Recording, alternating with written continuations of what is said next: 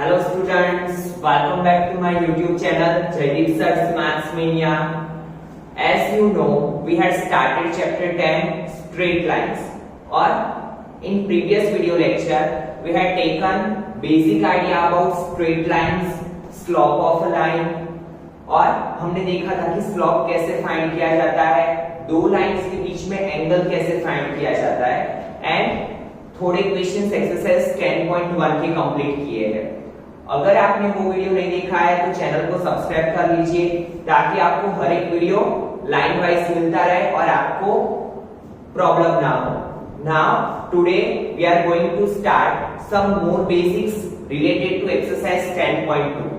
आज का जो लेक्चर है वो बहुत ही इंपॉर्टेंट है क्योंकि अगर ये लेक्चर आपको समझ में आया तो भी आप एक्सरसाइज 10.2 कर सकते हो। ठीक है, तो अच्छे से स्टूडेंट्स ध्यान देना एक्सरसाइज 10.2 के बेसिक पे। अगर आज का वीडियो लेक्चर आपको समझ में आ गया तो आप इजीली एक्सरसाइज करोगे पूरी।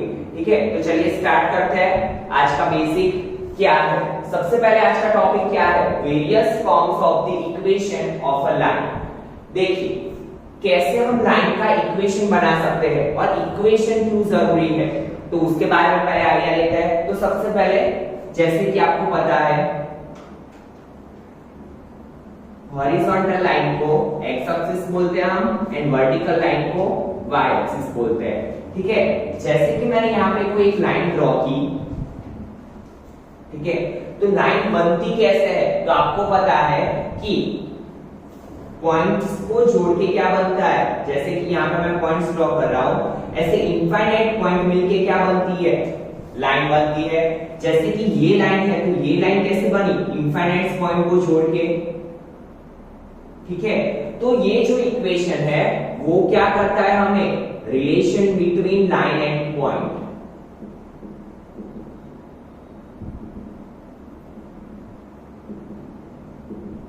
इक्वेशन क्या करता है? लाइन एंड पॉइंट के बीच का रिलेशन बताता है। जैसे कि अभी हम हर एक पॉइंट को यहाँ पे लिख नहीं सकते, इनफाइनाइट का कैसे लिख नहीं सकते हैं पॉइंट, बट अगर हमने पॉइंट और लाइन के बीच का रिलेशन फाइंड कर लिया, जैसे कि हमें ये लाइन का इक्वेशन मिल गया तो हम उसमें वैल्यू पुट अप करके क्या कर सकते हैं? कोई भी पॉइंट अगर ये लाइन पे लाई कर रहा है तो वो फाइंड कर सकते हैं। जैसे कि आपने अपने प्रीवियस स्टैंडर्ड में देखा था, आपको ऐसा इक्वेशन दिए 3x plus 4y is equal to 7 और आपको जैसे कि यहाँ पे कोई ऐसे एक पॉइंट दिया होता था 3 और 5 और आपको क्या करना होता था? चेक करना होता था कि ये पॉइंट ये लाइन पे लाई कर रहा है कि नहीं कर रहा है। तो वो कैसे हम करते थे? Instead of x 3 put up करते थे, instead of y 5 put up करते थे और अगर हमें आंसर 7 मिला दैट मींस क्या होता था कि ये जो पॉइंट है ये लाइन का है। ठीक है, तो इसका मतलब ये है कि ये जो इक्वेशन है वो हमें क्या दे रहा है? Relation between line and point. ठीक है, इसीलिए क्या जरूरी है? इक्वेशन बनाना। तो चलिए स्टार्ट करते हैं आज का टॉपिक। सबसे पहले हम बात करेंगे हॉरिजॉन्टल लाइन की इक्वेशन की एंड वर्टिकल लाइन की इक्वेशन की।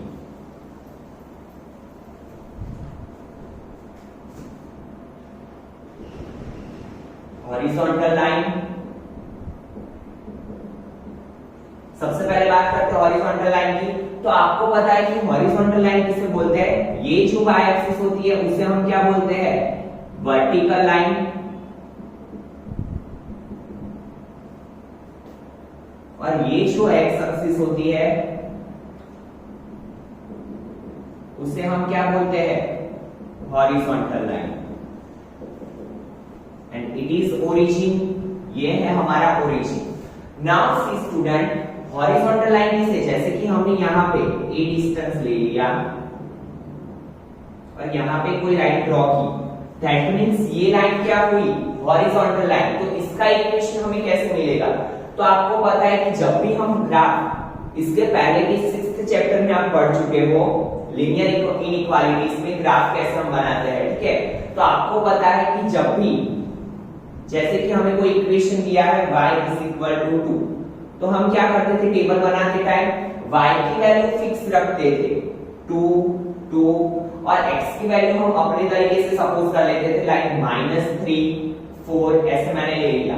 तो अभी जैसे कि मुझे ये पॉइंट्स को डिनोट करना है तो मैं कैसे करूंगा? आपको पता है कि -3 कहां पे होगा?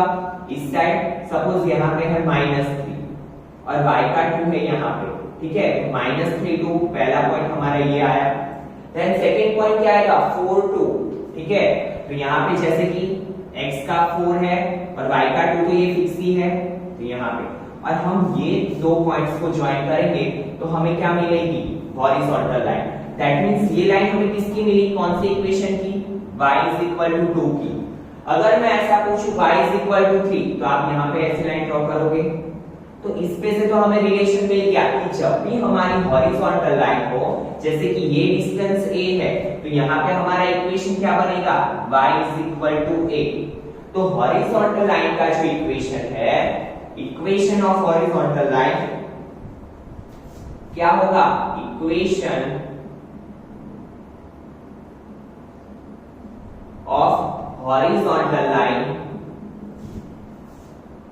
is y = a। अगर हमें कोई भी हॉरिजॉन्टल लाइन ड्रॉ करनी है तो हमारा इक्वेशन क्या होगा, y = a and where a क्या है, कांस्टेंट नंबर हमारा, ठीक है। y = a और a क्या होगी, कोई कांस्टेंट वैल्यू होगी, फिक्स वैल्यू होगी। तो हमें क्या मिलेगा, हॉरिजॉन्टल लाइन, ठीक है। और अगर हमें y एक्सिस का इक्वेशन बनाना हो, ठीक है, जैसे कि हॉरिजॉन्टल एक्सिस कौन सी है, सॉरी x एक्सिस।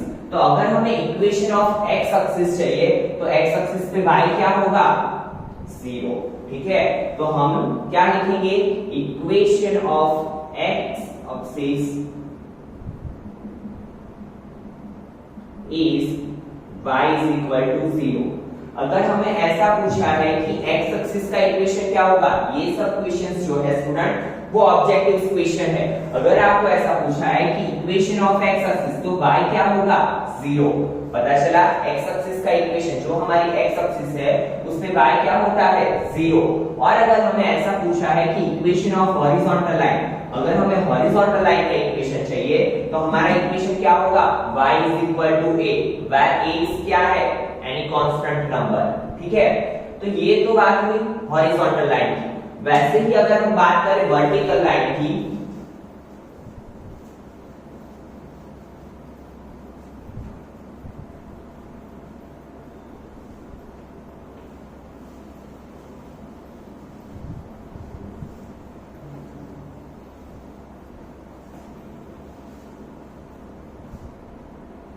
देखिए अगर हम बात करें वर्टिकल लाइन की तो सबसे पहले ड्रॉ करते हैं हमारा x एंड y।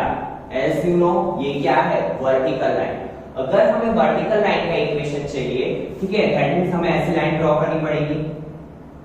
अगर हम ओरिजिन से ये डिस्टेंस को b मान लेते हैं, ठीक है, और ये क्या है, ये किस पर का पॉइंट है, ये जो पॉइंट है वो x एक्सिस का पॉइंट है। दैट मींस ये जो लाइन होगी वो क्या होगी, x = b। ये मैंने कैसे लिखा, तो देखिए यहाँ पे अभी मैं एक ग्राफ ड्रॉ करता हूँ ताकि आपको इजीली समझ में आ जाए।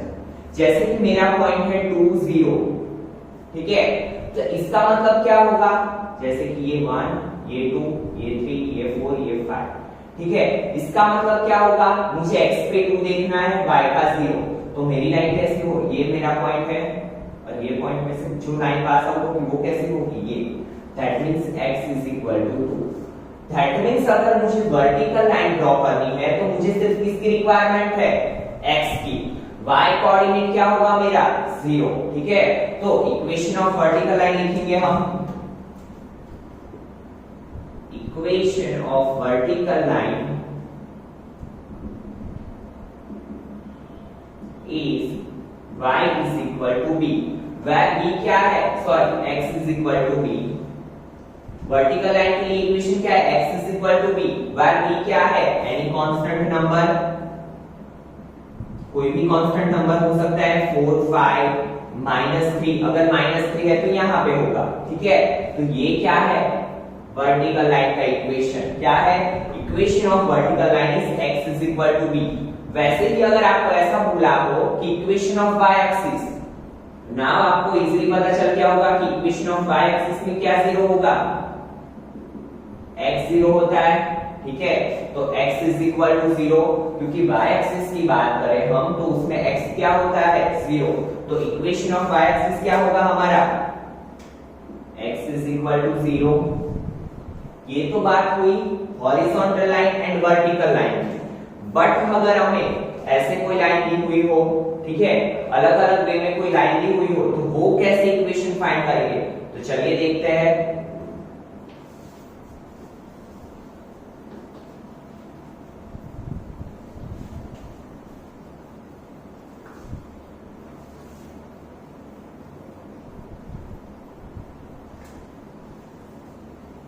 देखिए, तो सबसे पहले जैसे कि मैंने आपको बोला, अगर हमें कोई लाइन कोई डिफरेंट एंगल पे दी हुई हो तो वो कैसे फाइंड करेंगे?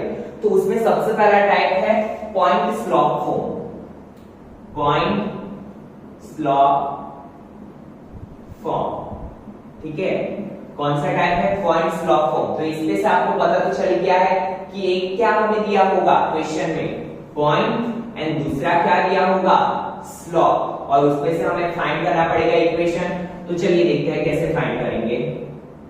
सबसे पहले हम ग्राफ ड्रॉ करते हैं, और जैसे कि मैंने आपको बताया कि जब भी जियोमेट्रिक इक्वेशन हो सके उतना क्या करो आप, फिगर का यूज करो। अगर फिगर आपको समझ में आती है, फिगर बनाना आता है, तो आपके लिए वो क्वेश्चंस क्या हो जाएंगे, बहुत ही इजी हो जाएंगे। तो देखिए सबसे पहले, जैसे कि ये है एक्स एक्सिस, ये है वाई एक्सिस, ठीक है, और यहां से कोई लाइन पास आउट हो रही है, जैसे कि ये लाइन यहां से ऐसे पास आउट हो रही है, लाइन एल बोल देते हैं, ठीक है। स्लॉप किसे बोलते हैं आपको पता है कि पॉजिटिव एक्स एक्सिस के साथ एंटी क्लॉकवाइज में जो एंगल बनता है उसमें हम क्या बोलेंगे, स्लॉप बोल सकते हैं, ठीक है। नाउ सी, जैसे कि आपको स्लॉप दिया है, यहां पे लिख लेते हैं गिवन स्लॉप दिया है m, ठीक है, और कोई पॉइंट दिया है x1 y1, लाइन पे कोई पॉइंट दिया है x1 y1, इसे मान लेते हैं हम a, ठीक है। बट आप एक चीज सोचो कि कोई एक पॉइंट से आपको इक्वेशन मिलेगा? नहीं मिलेगा।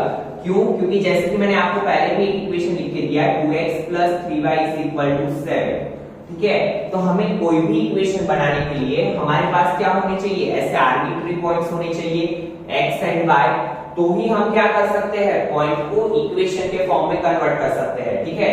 तो हम क्या करेंगे, एक पॉइंट फिक्स रखेंगे, जनरल पॉइंट, जो ये सभी पॉइंट को इंक्लूड कर रहा हो, जैसे दैट मींस कि सभी पॉइंट को क्या कर रहा है, वो रिप्रेजेंट कर रहा है। कि ये पॉइंट जैसे कि मैंने ले लिया p ऑफ x y, अगर इसमें मैं ये वैल्यू डालूं तो भी मुझे ये क्या मिले, इक्वेशन को सेटिस्फाई करे। तो मैं क्या करूंगा, एक जनरल पॉइंट ले लूंगा। ये पॉइंट मैंने क्यों लिया, इक्वेशन बनाने के लिए, ठीक है। तो इक्वेशन बनाने के लिए हम क्या करेंगे, कोई एक आर्बिट्री पॉइंट ले लेंगे जो जनरल इक्वेशन को रिप्रेजेंट करता हो। तो यहाँ पे हम ले लेते हैं, जैसे कि ये पॉइंट हमें दिया है x1 y1। कंफ्यूज ना होना स्टूडेंट, ये जो पॉइंट है वो हमें क्या है, लाइन पे दिया हुआ है, ठीक है, और ये क्या है हमारा जनरल पॉइंट। नाउ सी, अगर मुझे इसका इक्वेशन बनाना हो तो आपको पता है स्लोप ऑफ लाइन क्या है,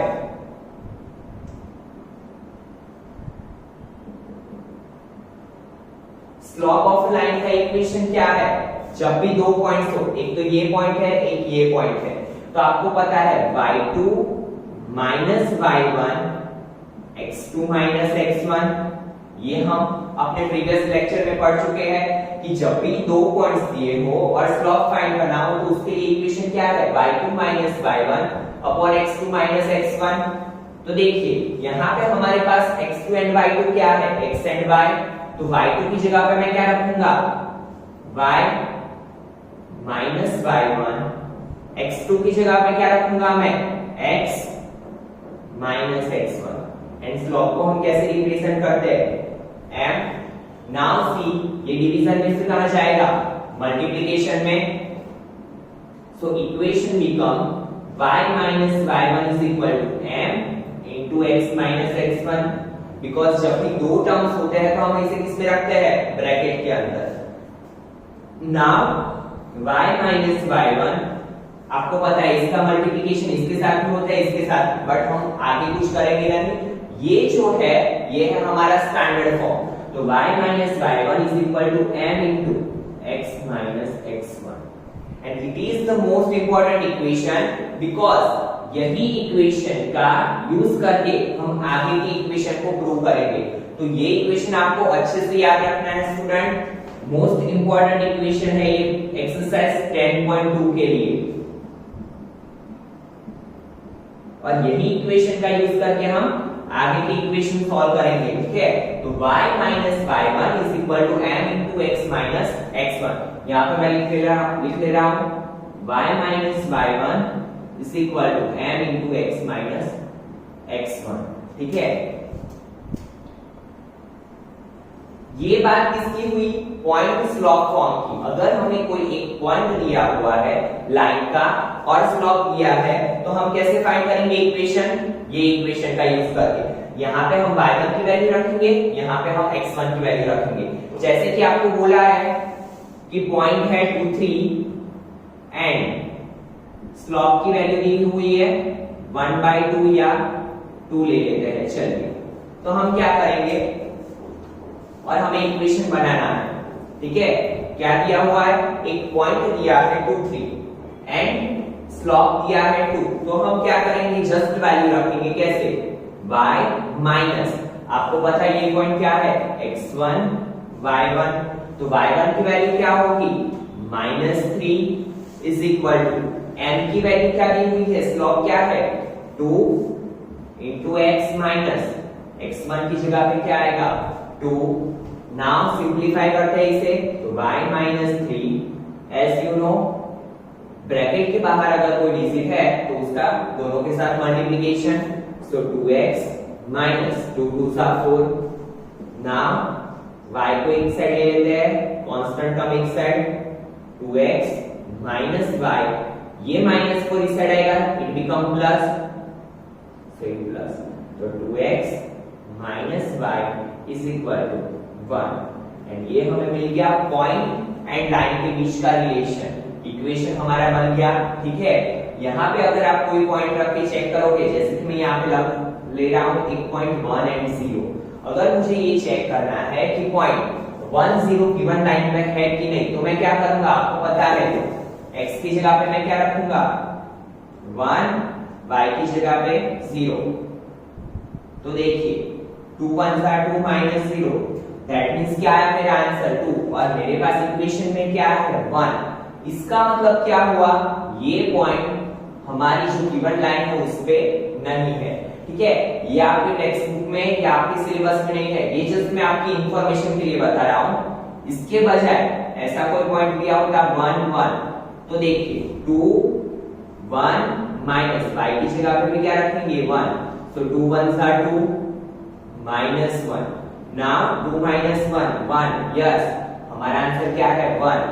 So 1 1 is the point of given line, ठीक है। तो ये मैंने आपको एक दूसरे के साथ इंटरकनेक्ट करके दिखाया।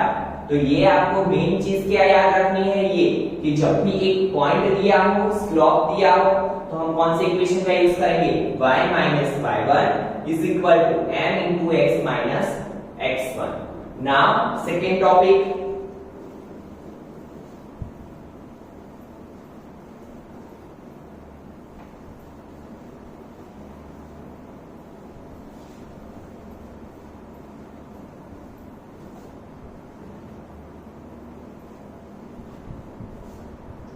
सेकेंड टॉपिक है हमारा 2 पॉइंट फॉर्म।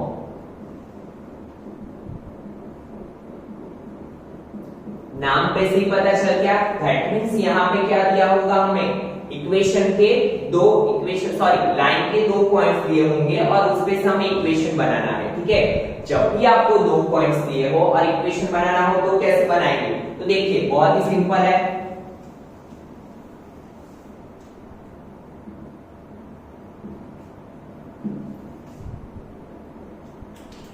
जैसे कि मैंने यहाँ पे एक लाइन ड्रॉ की और लाइन के 2 पॉइंट्स है x1 y1 x2 y2 and ये p ऑफ xy तो क्या है? हमारा आर्बिट्री पॉइंट, ठीक है। तो इसको हम ये पॉइंट में काउंट नहीं करेंगे। पॉइंट कौन से है? 2 हमारे x1 y1 x2 y2, ठीक है। ऐसे 2 पॉइंट्स दिए हुए हैं, तो बहुत ही इजी है। जैसे कि मैंने आपको बोला कि हमें यही इक्वेशन का यूज करना है। अभी हम थोड़ा हमारे प्रीवियस लेक्चर की ओर जाते हैं कि जब भी दो पॉइंट्स दिए हो तो हम स्लोप कैसे फाइंड करते हैं। आपको पता है ये इक्वेशन क्या है, slope of a line is equal to y2 minus y1 upon x2 minus x1। ठीक है, तो यहाँ पे देखिए हमारे दो पॉइंट वही तो थे, x2 y2 x1 y1, तो y2 minus y1 x2 minus x1। That means हमें स्लोप मिल गया, क्या मिला, m is equal to y2 minus y1 upon x2 minus x1।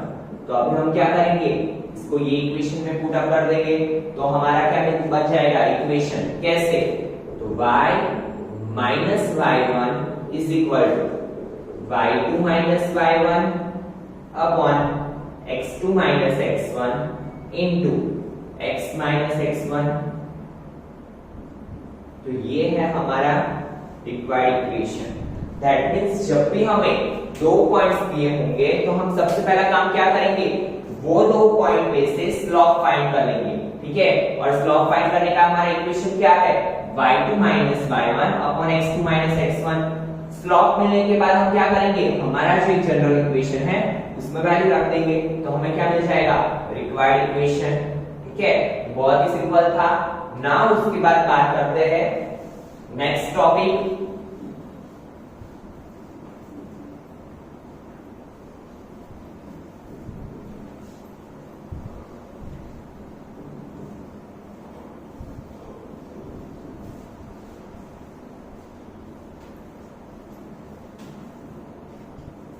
देखिए थर्ड टॉपिक है हमारा slope intercept form. Now see student, slope word से तो आप फैमिलियर हो, बट इंटरसेप्ट वर्ड आपके लिए नया है। बहुत ही इजी कॉन्सेप्ट है, समझिए यहाँ पे इंटरसेप्ट किसे बोलते हैं। सबसे पहले जैसे कि मैंने यहाँ पे y axis x axis draw की, नाउ जैसे कि यहां पे मैं एक लाइन ड्रॉ कर रहा हूं ऐसे, इट इज ओरिजिन। ठीक है, तो ये जो लाइन है वो x एक्सिस को एंड y एक्सिस को जहां पे जो पोर्शन पे कट करती है वो लेंथ को हम क्या बोलेंगे, वो डिस्टेंस को हम क्या बोलेंगे, इंटरसेप्ट। जैसे कि यहां पे ये जो लाइन y एक्सिस को जहां पे इंटरसेक्ट कर रही है वो डिस्टेंस है c, तो इसका इंटरसेप्ट क्या होगा, c। ठीक है, ओरिजिन से लाइन तक का जो डिस्टेंस होता है, लाइन जो y एक्सिस को जहां पे भी इंटरसेक्ट कर रही है तो इतना जो पोर्शन होगा वो क्या होगा, y इंटरसेप्ट। और x एक्सिस पे जैसे कि यहाँ पे डिस्टेंस है d, तो ये जो पोर्शन होगा, ये जो डिस्टेंस होगा उसे हम क्या बोलेंगे, x intercept. Line x axis को जहां पे इंटरसेक्ट करती है ये जो डिस्टेंस होता है उसे हम क्या बोलेंगे, x intercept. That means intercept is a distance from origin to, जहां पे लाइन कट कर रही है, x और y एक्सिस को जहां पे लाइन कट कर रही है वो डिस्टेंस को हम क्या बोलेंगे, intercept. I hope so clear हो चुका होगा। देखिए जैसे कि ये c यहां तक का डिस्टेंस है c, ये पॉइंट है ये पॉइंट है P। तो देखो स्टूडेंट्स, ये C डिस्टेंस है तो A के कोऑर्डिनेट्स क्या होंगे, तो आपको पता है A y पे है, दैट मींस A का कोऑर्डिनेट क्या होगा, x क्या होगा, x कोऑर्डिनेट 0 एंड यहाँ पे क्या होगा, C। क्योंकि जितना डिस्टेंस होता है वो हम y की वैल्यू रखते हैं।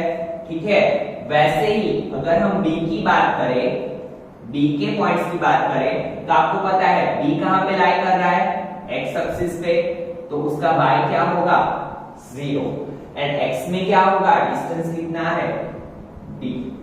वैसे ही अगर ये साइड होता तो माइनस d 0, ठीक है, और नीचे की साइड होता तो हम क्या लिखते, 0 माइनस c। ठीक है, बहुत ही सिंपल है। नाउ बात करते हैं स्लोप इंटरसेप्ट फॉर्म की। तो देखिए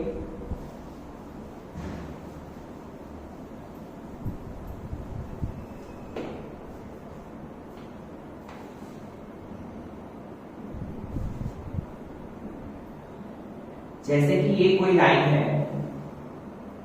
हमें एक इंटरसेप्ट दिया है, नाम पे से पता चल गया क्या गिवन होगा हमें। पहले यहाँ पे दो चीज लिख लेते हैं, एक तो हमें गिवन होगा स्लोप, स्लोप हम ले लेते हैं m, ठीक है। फिर क्या गिवन होगा, इंटरसेप्ट। जैसे कि अगर हम y इंटरसेप्ट की बात करते हैं, ठीक है, ये डिस्टेंस है c,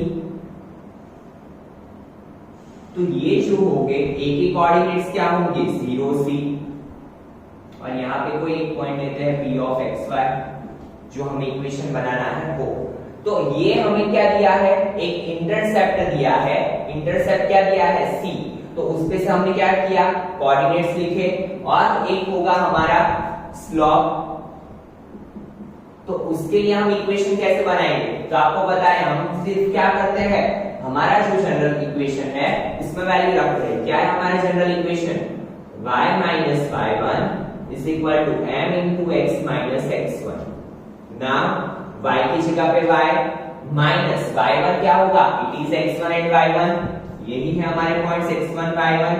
तो देखिए y1 क्या है, c m x minus x1 क्या होगा 0, so y minus c is equal to mx, x minus 0x, तो क्या होगा mx, ठीक है। इसको ऐसे भी लिख सकते हैं, y is equal to mx plus c, so it is our required equation. तो जब भी हमारा स्लोप एंड इंटरसेप्ट दिया होगा तो उसके लिए हमारा इक्वेशन क्या है, y is equal to mx plus c। ये किसकी बात हुई, जब हमें क्या दिया हो, y इंटरसेप्ट दिया हो, ठीक है। अगर x इंटरसेप्ट दिया है, जैसे कि यहाँ पे हम ले लेते हैं, ये है d, अभी y को हम हटा देते हैं, सिर्फ हमें दिया है x इंटरसेप्ट, ठीक है, और x इंटरसेप्ट क्या दिया है d, तो इसके कोऑर्डिनेट्स क्या होंगे d0। तो सेम ही इक्वेशन है, सिर्फ डिफरेंस क्या आएगा, देखो स्लोप m इंटरसेप्ट क्या है d0। इक्वेशन में वैल्यू पुट अप करते हैं, तो y minus y1 is equal to m into x minus x1। Now see y minus y1 क्या है, इट इज x1 y1, तो y1 क्या है हमारा 0 is equal to m x minus x1 क्या है d। तो देखिए हमारा इक्वेशन क्या हुआ, y is equal to m into x minus d।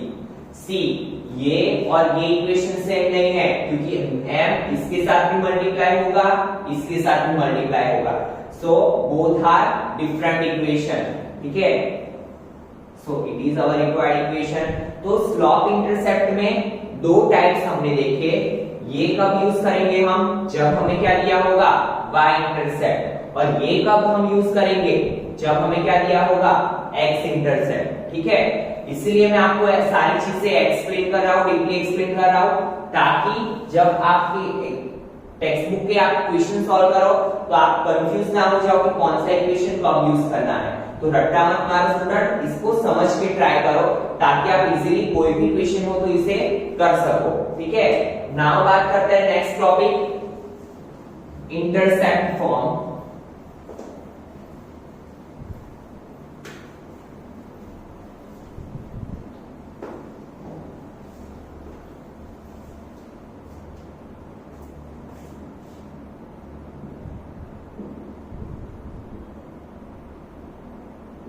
Fourth है हमारा इंटरसेप्ट फॉर्म। तो देखो यहाँ पे भी नाम में से पता चल गया हमें कि यहाँ पे सिर्फ कौन सा वर्ड यूज किया है, इंटरसेप्ट। दैट मींस हमें क्या दिया होगा, इंटरसेप्ट दिए होंगे, दो इंटरसेप्ट दिए होंगे, X intercept and Y intercept. तो इसको ही यूज करके हम ले लेते हैं, जैसे कि ये है ए, ये है बी, ठीक है। तो देखिए इसके कोऑर्डिनेट्स क्या होंगे, अगर y इंटरसेप्ट a है, दैट मींस यहाँ पे जो पॉइंट है a, उसके कोऑर्डिनेट्स क्या होंगे 0 a, and if x coordinate is, x का इंटरसेप्ट हमें क्या दिया है b, दैट मींस इसके कोऑर्डिनेट क्या होंगे 0 सॉरी b 0, ठीक है। नाउ सी स्टूडेंट, दो इंटरसेप्ट दिए हैं, दैट मींस दो पॉइंट से हमारे पास लाएंगे, तो सबसे पहला काम क्या करेंगे हम स्लॉप फाइंड करने का, क्योंकि स्लॉप नहीं है तो हमें स्लॉप की वैल्यू चाहिए, ठीक है। तो देखिए सबसे पहले स्लॉप कैसे फाइंड करते हैं, m is equal to y2 minus y1 upon x2 minus x1। Now इसे x1 y1 ले लो, इसे x2 y2 ले लो, उससे कुछ फर्क पड़ने वाला नहीं है, ठीक है। तो देखिए क्या होगा, b minus 0 x1 y1 x2 y2, तो b sorry 0 minus a upon b minus 0, तो क्या मिला minus a अपॉन b। ये क्या मिला हमें स्लॉप, स्लॉप मिल गया तो इजीली हमें इक्वेशन भी मिल जाएगा। चलिए वैल्यू पुट अप करते हैं, हमने किसे लिया था x1 y1, इसे ना देखिए इक्वेशन क्या है हमारा y minus y1 is equal to m into x minus x1। तो देखिए स्टूडेंट y minus y1 क्या है a, m की जगह पे क्या आएगा minus a upon b, x minus x1 क्या है हमारा 0। Now see as you know ये भी कहां पे जाएगा डिवीजन में से मल्टीप्लिकेशन में, तो कैसे लिखेंगे हम b y minus a is equal to minus a into x, तो क्या होगा b y minus a b is equal to minus ax। Now क्या करेंगे हम x y को एक साथ ले लेते हैं, क्योंकि हम स्टैंडर्ड फॉर्म में इक्वेशन को रखते हैं, तो ये ax को इस साइड ले लेते हैं, so it become ax plus by and constant को राइट हैंड साइड लेके जाएंगे, so it become plus, it is also plus, यहाँ पे क्या होगा ab। ना देखिए ये तो हमें इक्वेशन मिला, बट अगर हमें इसको और थोड़े इजी फॉर्म में कन्वर्ट करना हो तो कैसे कर सकते हैं। अगर हमें ये कांस्टेंट वैल्यू को निकालनी है तो हम क्या करेंगे, divide whole equation by ab, ठीक है। क्योंकि ये जो थोड़ा है इक्वेशन वो क्या है कंफ्यूजिंग इक्वेशन है, तो हम क्या करेंगे पूरे इक्वेशन को ab से डिवाइड कर लेते हैं, तो ax upon ab plus by upon ab is equal to ab upon ab, ab cut bb cut a cut, so क्या मिला हमें x upon b plus y upon a is equal to 1 and it is our required equation. तो इसमें हमें क्या करना है, सिर्फ x के नीचे उसका इंटरसेप्ट, y के नीचे a, that means y intercept, ठीक है, इज इक्वल टू 1। तो ये क्या है याद करने में भी बहुत इजी है कि x के नीचे x इंटरसेप्ट, y के नीचे y intercept is equal to 1, ये है हमारा इक्वेशन, ठीक है। ये इक्वेशन कब यूज करेंगे हम, जब हमें क्या दिया होगा दो इंटरसेप्ट, ठीक है। तो आई होप सो कि आपको समझ में आया होगा ना। लास्ट फॉर्म है हमारा नॉर्मल फॉर्म, और यही फॉर्म के साथ आपका जो 10.2 के रिलेटेड बेसिक है वो कंप्लीट हो जाएगा। आई होप सो थोड़ा बोरिंग लगा होगा, but it is most important part and most required part, तो इसको अच्छे से समझना।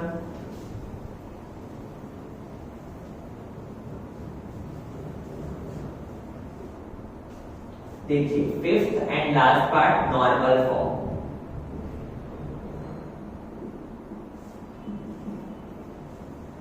इसे कब यूज करेंगे, तो देखिए y एक्सिस, x एक्सिस और यहां पे हमारी कोई एक लाइन है L, ठीक है। नाउ अगर ओरिजिन से हमने कोई परपेंडिकुलर ड्रॉ किया, परपेंडिकुलर मींस क्या, लाइन के साथ कितने का एंगल बनता है 90 का। जैसे कि हमने ये ले लिया O, यहां पे ले लिया P, ठीक है, परपेंडिकुलर ड्रॉ किया और उसकी ओरिजिन से लेंथ है p, यहां पे m ले लेते हैं, ठीक है। ये जो हमने परपेंडिकुलर लिया उसकी लेंथ क्या ले ली हमने, p, यहां पे लिख लेते हैं पहले, सबसे पहले v1 में लेंथ ऑफ परपेंडिकुलर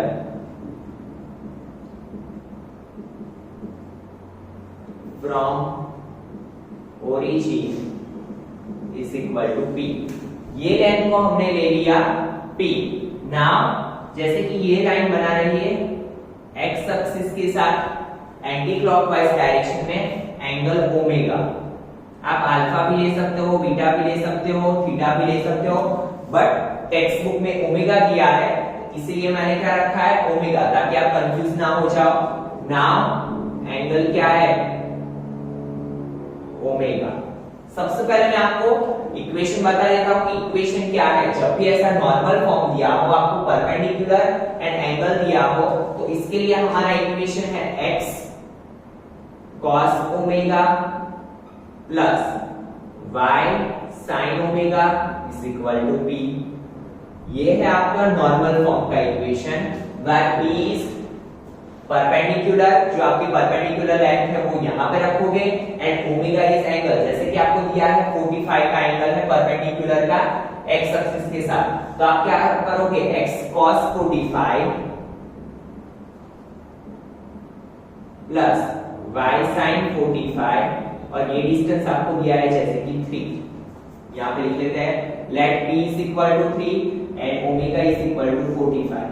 तो आपका इक्वेशन कैसे होगा x इनटू 1/√2, क्योंकि cos 45 की वैल्यू क्या है 1/√2, वैसे ही y into 1/√2 is equal to 3। ना √2 दोनों के डिनोमिनेटर में कॉमन है, तो हम ऐसे लिख सकते हैं x plus y upon √2 is equal to 3। तो x प्लस y, ये √2 कहां पे जाएगा मल्टीप्लिकेशन में, so it become x plus y is equal to 3√2, और ये हमें मिल गया हमारा इक्वेशन, ठीक है। तो ऐसे इक्वेशन फाइंड किया जाता है। Now I will explain you कि ये आया कैसे, ठीक है। आपको ये इक्वेशन याद रखना है, अगर आपको वो नहीं समझ में आ रहा है कि कैसे आया तो भी चलेगा, वो इतना इंपॉर्टेंट नहीं है, बट अगर आपको समझ में आया तो वो तो बहुत ही अच्छी चीज है कि आपको रट्टा नहीं मारना पड़ेगा। तो देखिए कैसे आया वो अच्छे से समझना, बहुत ही सिंपल है। तो देखिए हमें क्या दिया हुआ है परपेंडिकुलर एंड एंगल। अगर हम यहां से एक परपेंडिकुलर ड्रॉ कर लेते हैं और इसे नेम दे देते हैं एन, तो सबसे पहले हमने क्या किया परपेंडिकुलर ड्रॉ किया, तो यहां पे लिखेंगे ड्रॉ क्या, कहां पे परपेंडिकुलर ड्रॉ किया mn, यहां पे नेम दे देते हैं a, इट इज b, ठीक है। तो देखिए draw om perpendicular ab, sorry oa, mn draw किया, mn हमने ड्रॉ किया, mn किस पे ड्रॉ किया oa पे, तो draw mn perpendicular oa, oa line पे मैंने ड्रॉ किया परपेंडिकुलर। नाउ सी, देखिए हमारे इक्वेशन में क्या है cos omega and sin omega. अगर यहां पे आप देखो तो ये क्या बन रहा है राइट एंगल ट्रायंगल OMN, तो यहां पे लिखेंगे इन ट्रायंगल OMN। आपको पता है cos के लिए इक्वेशन क्या है cos थीटा, यहां पे थीटा की जगह पे क्या है cos ओमेगा, तो cos omega is equal to base upon hypo. तो देखिए cos omega is equal to क्या होगा, बेस क्या है हमारा OM, हाइपो क्या है P, ठीक है। हाइपो की वैल्यू तो है हमारे पास क्या है P, तो हम क्या लिख सकते हैं ON is equal to P cos omega, same as ON is equal to क्या मिला P cos omega, same as अभी sin ओमेगा की बात करें हम, तो sin omega is equal to क्या है, sin ओमेगा का इक्वेशन आपको पता है परपेंडिकुलर अपॉन हाइपो, तो परपेंडिकुलर क्या है mn, hypo is p, so mn की वैल्यू क्या मिलेगी p sin ओमेगा, ठीक है। mn की वैल्यू क्या मिलेगी p sin ओमेगा। तो देखिए ये जो हमारा पॉइंट है m पॉइंट, उसके कोऑर्डिनेट्स क्या मिले हमें? अगर हम यहाँ पे बात करें तो इसका x एक्सिस पे डिस्टेंस कितना है, ON जितना, दैट मींस ON की वैल्यू क्या है, p cos ओमेगा, एंड इसका y एक्सिस पे देखें तो ये डिस्टेंस होगा और mn का डिस्टेंस क्या है, p sin ओमेगा। ठीक है, तो ये क्या मिला हमें, m के कोऑर्डिनेट्स क्या मिले, p cos omega, p sin omega. इतना काम हमारा कंप्लीट हुआ। अभी देखिए अगर हम फिगर को ऑब्जर्व करें तो हमें पता चल रहा है कि OM का जो स्लोप है वो कितना है, tan ओमेगा, क्योंकि आपको पता है स्लोप ऑफ लाइन के लिए इक्वेशन क्या है, m tan theta, sorry m is equal to slope of line is equal to m is equal to tan theta. यहाँ पे थीटा की जगह पे हमारे पास क्या है, ओमेगा, तो यहाँ पे हम लिख सकते हैं स्लोप ऑफ लाइन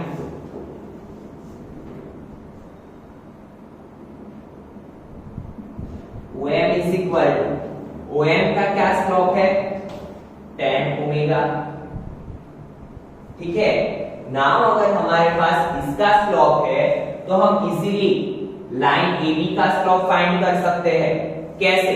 तो देखिए लाइन AB के साथ OM क्या बना रहा है, perpendicular, and we have one relation, if two lines are parallel, तो ये दोनों लाइन का स्लोप का मल्टीप्लिकेशन क्या होगा, -1। That means slope of line OM into slope of line AB is equal to क्या होगा, -1, क्योंकि अगर दो लाइन परपेंडिकुलर है, एक दूसरे के साथ राइट एंगल बना रही है, तो वो दोनों का मल्टीप्लिकेशन कितना होगा, -1। Now see student, slope of line OM की क्या था स्लोप, tan ओमेगा। हमें अगर slope of line AB find करना हो तो क्या है, -1 अपॉन tan ओमेगा। ये tan ओमेगा कहां पे जाएगा, डिवीजन में। Now you know that -1 tan omega को क्या लिख सकते हैं हम, sin अपॉन cos, डिनोमिनेटर का डिनोमिनेटर न्यूमरेटर में, तो -cos omega upon sin omega. ठीक है, तो ये क्या मिला हमें, स्लोप ऑफ लाइन AB। तो देखिए अगर हमारे पास इसका स्लोप भी है, पॉइंट भी है, तो अभी तो इजीली हम इक्वेशन बना सकते हैं, क्योंकि हमारे पास इक्वेशन है y minus y1 is equal to m into x minus x1, तो उसका ही यूज करेंगे।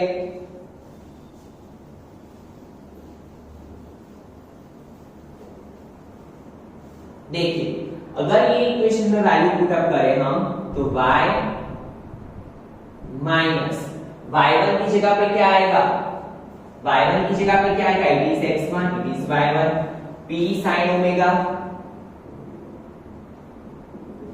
m स्लोप क्या है हमारा, minus cos omega upon sin omega, into x की जगह पे x minus what is x1, p cos omega. Now see student, ये sin ओमेगा डिवीजन में से कहां पे जाएगा, मल्टीप्लिकेशन में, तो sin omega into y minus p sin omega is equal to minus cos omega x minus p cos omega.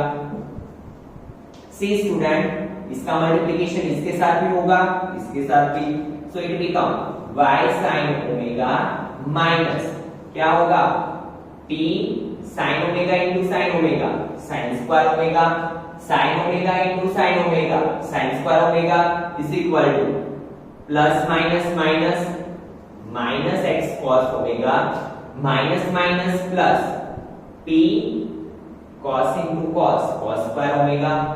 अभी आपको पता है हम क्या करते हैं, x एंड y वाले को साथ में, so y sin omega plus x cos omega is equal to, ये इसको हम राइट हैंड साइड पे लेके जाए तो p sin square omega plus p cos square omega. Now see student, दोनों में से अगर हम p को कॉमन निकाल ले तो तो अंदर क्या बचा, sin square omega plus cos square omega, and it is the identity. इसकी जगह पे हम क्या लिख सकते हैं, sin square theta plus cos square theta 1, so it become p, and left hand side पे क्या है, x cos omega plus y sin omega. तो यही तो हमारी इक्वेशन है नॉर्मल फॉर्म के लिए, ठीक है।